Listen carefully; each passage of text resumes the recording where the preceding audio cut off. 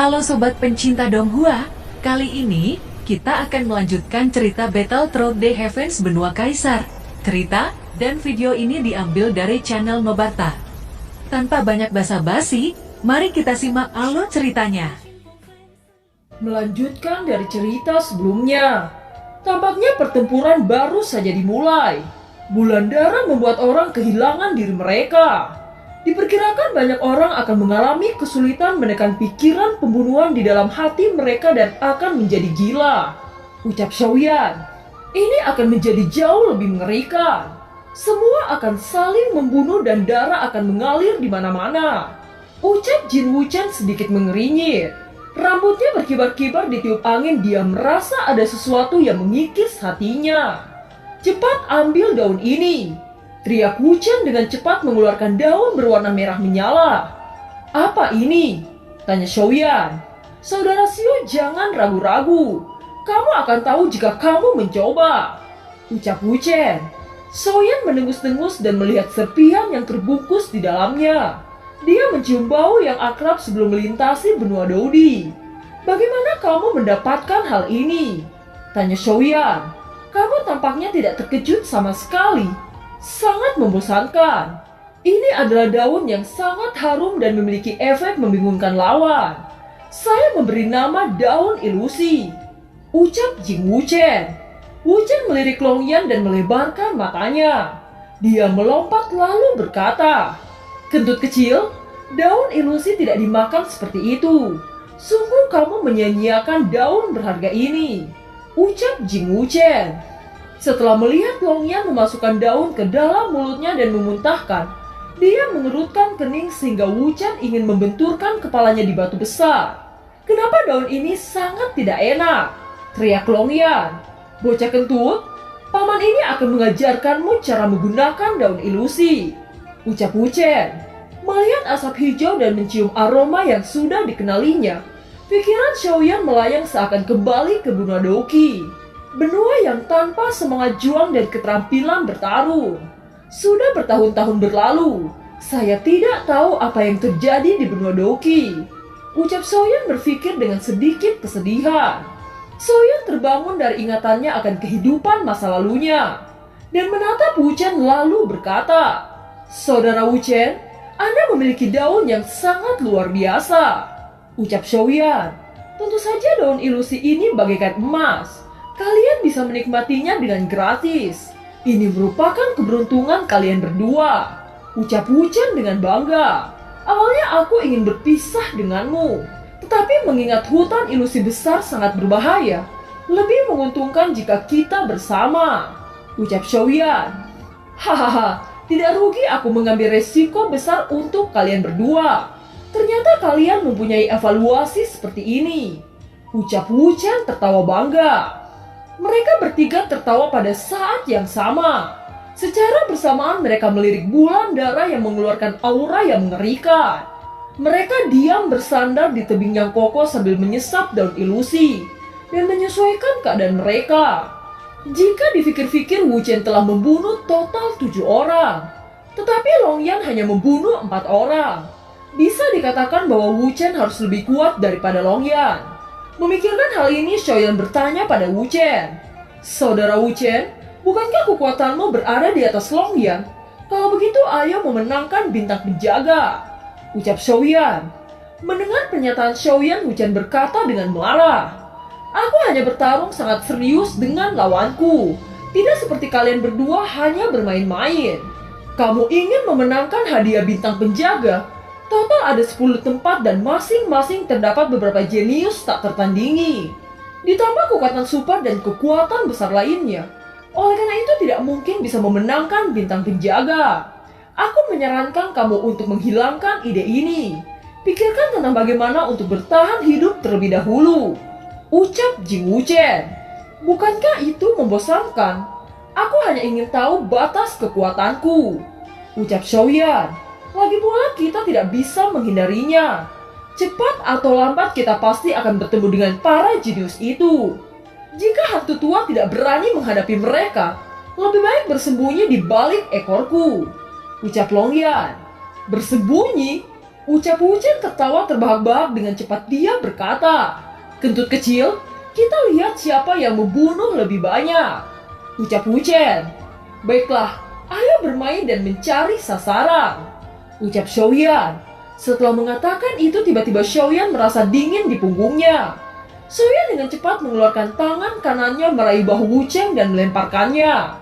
Wuchen yang tergulung-gulung di tanah belum memahami apa yang terjadi.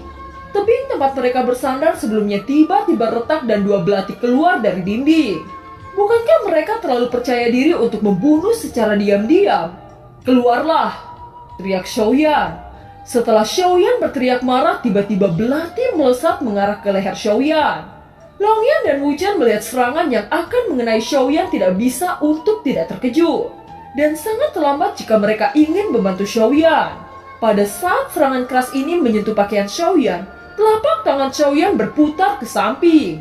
Dengan cepat langkah cahaya dipraktikkan dengan mode seperti hantu. Tubuh Xiaoyan menghindari dua belati tajam dengan satu kedipan mata.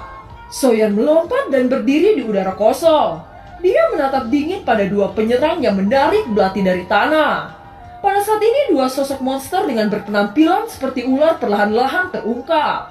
Ternyata penyerang itu berasal dari keluarga monster ular. Tidak heran dia bisa bersembunyi di balik tebing. Ucap Jing Wuchen sangat marah. Wuchen sangat marah, tanpa basa-basi dia langsung menembak dan mengerahkan kecepatan sampai batasnya. Monster ular tidak panik. Ekor mereka melilit tebing mengayunkan tubuh mereka dan belati di tangannya melesat ke arah tenggorokan Wuchen. Wuchen tampaknya sudah menduga ini. Dia berbelok dengan kecepatan tinggi dan mengarah ke mata monster ular. Menghadapi serangan Wuchen, monster ular meraih tebing tinggi dan tubuh monster ular terangkat. Serangan yang dilepaskan Wuchen tidak bisa menjangkau monster itu. Kedua monster ular memandang Wuchen dengan dingin. Ada ejekan di mata itu. Tetapi sebelum dia bisa menyerang balik, tiba-tiba pupil matanya menyusut saat melihat tangan kanan Wuchen menembakkan cahaya.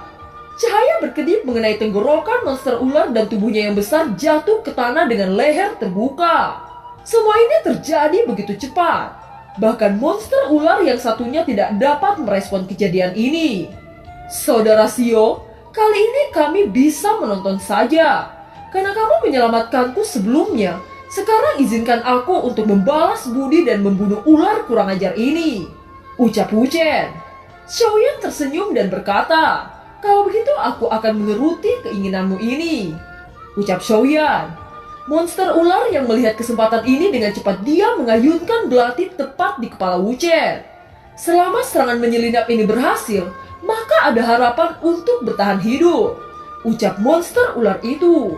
Melihat ini bahkan Xiaoyan dan Longyan yang belum menghembuskan nafas segera mereka bergerak lagi. Xiaoyan dan Longyan datang dari arah samping monster ular. Tinju Xiaoyan diacungkan sedangkan Longyan melesatkan tombak emas. Pada saat ini monster ular hanya punya satu pemikiran, yaitu bergegas untuk melarikan diri. Sebelum berbalik pergi, monster ular mendapati tinju dan tombak sudah menyentuh tubuhnya. Dia berteriak kesakitan sebelum menjadi kabut darah. "Aku tidak menyangka pemahaman Anda tentang teknik bertarung sangat kuat," ucap Wuchen. Xiaoyan hanya tersenyum dan menggelengkan kepala. "Jika kamu serius, mungkin Anda dapat membunuh monster ular dengan mudah. Hahaha, jangan membuatku malu. Sekarang aku yakin bahwa kamu adalah teman yang tidak akan mengecewakanku.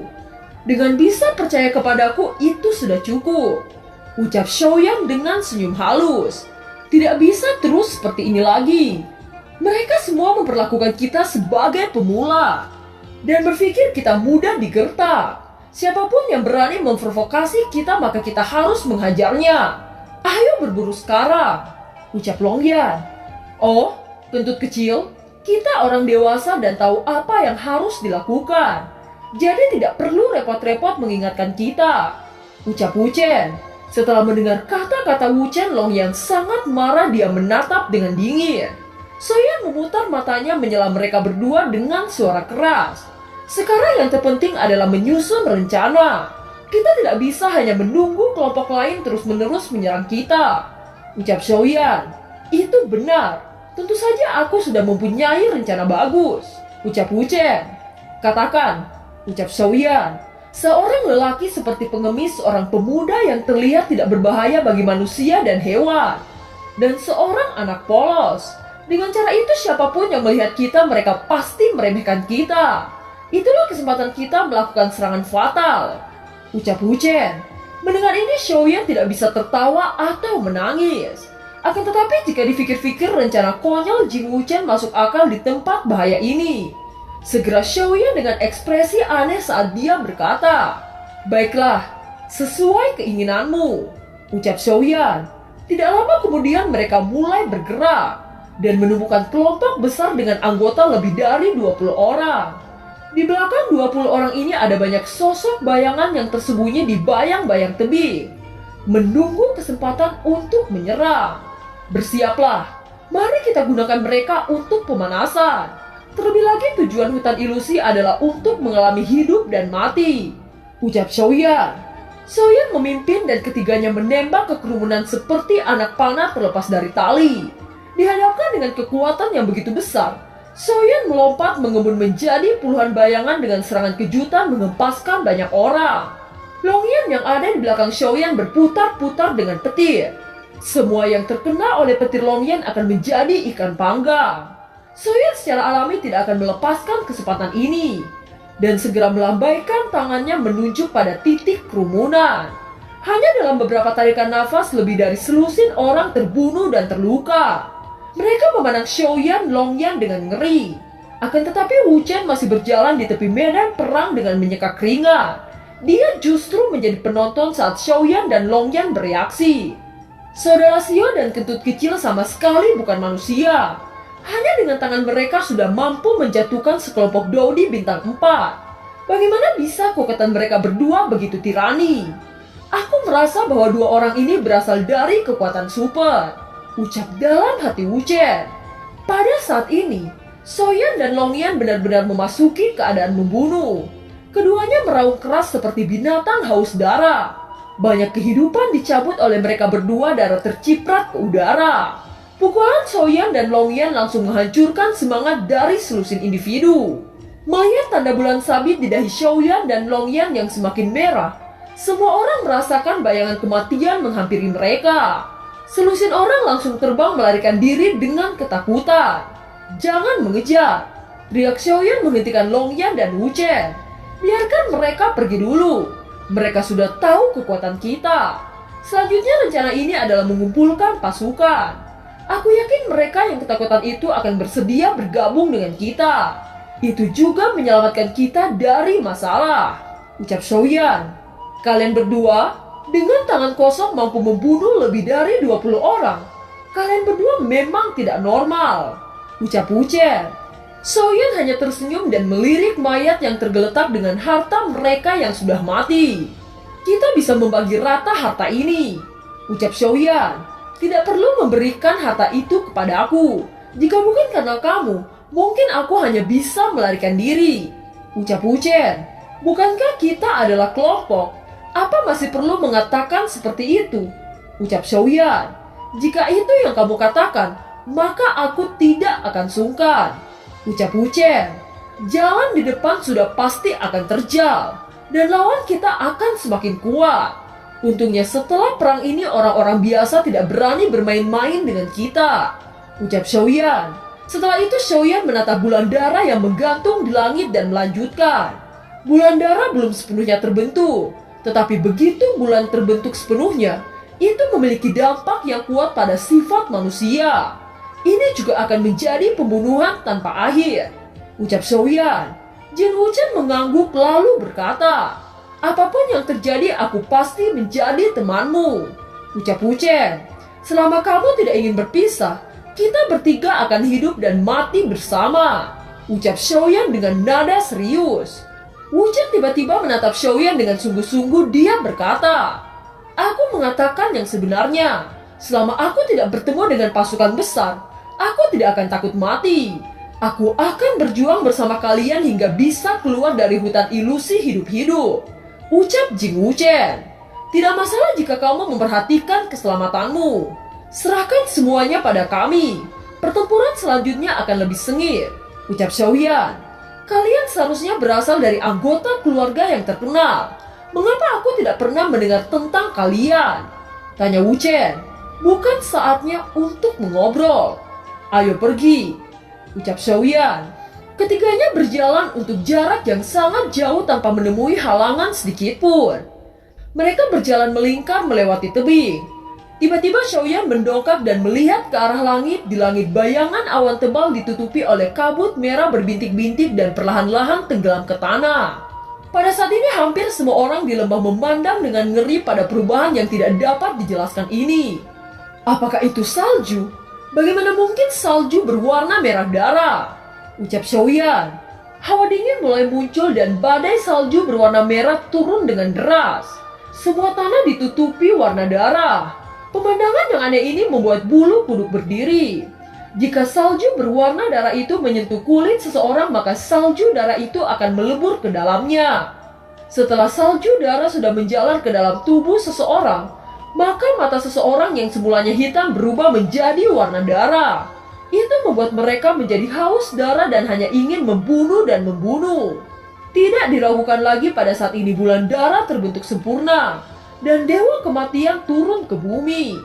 Dengan terbentuknya bulan darah sempurna itu bertanda dimulainya pembunuhan tak berujung. Dan film pun berakhir. Terima kasih telah menyimak dari awal sampai akhir ya. Sampai jumpa.